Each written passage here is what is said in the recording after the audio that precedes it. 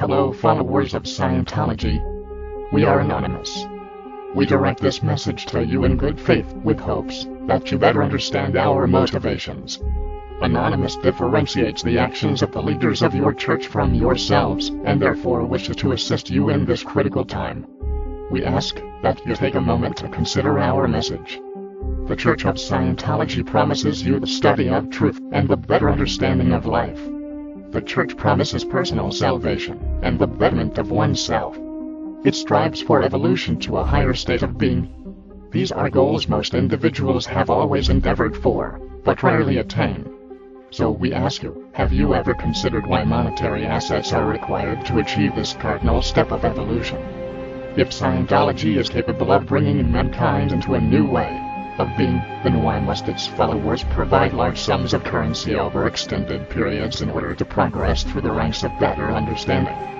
An advanced society would recognize the importance of knowledge and freely provide it to all those who wish to seek its bounty. Scientology leaders act against this doctrine and vigorously fight to keep materials from public view. These actions only serve to benefit the leadership of Scientology and not its followers.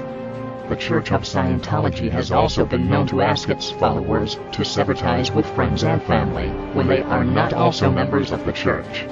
We ask you to consider this and why this segregation must occur in order for its followers to improve oneself.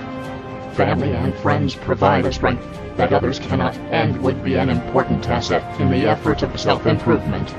Scientology leaders discourage this because they do not wish you to discuss the practices of the church with outsiders.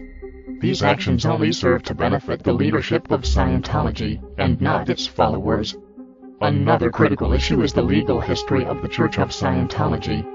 The church often refutes these legal practices and informs its followers that any such information is a fabrication created to discredit the church and its members.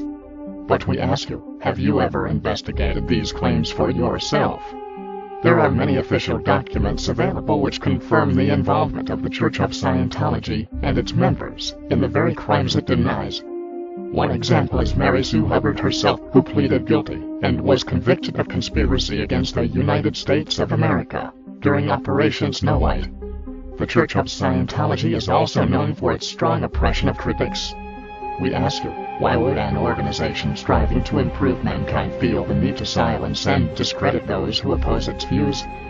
Such policies are not congruent with the publicly established goals of Scientology, nor are they the actions of an enlightened group.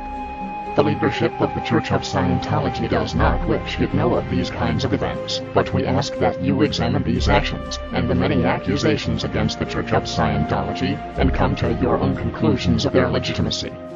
Not doing so only serves to benefit the leadership of Scientology and not its followers. We conclude this message to reinforce our position of guidance and support to the followers of the Church of Scientology. If you are one of the many living in fear of the church, for your free thinking, or your desire to leave, then now is your time to assist in the movement against your oppressors. Knowledge is free. We are anonymous. We do not forgive. We do not forget. Expect us.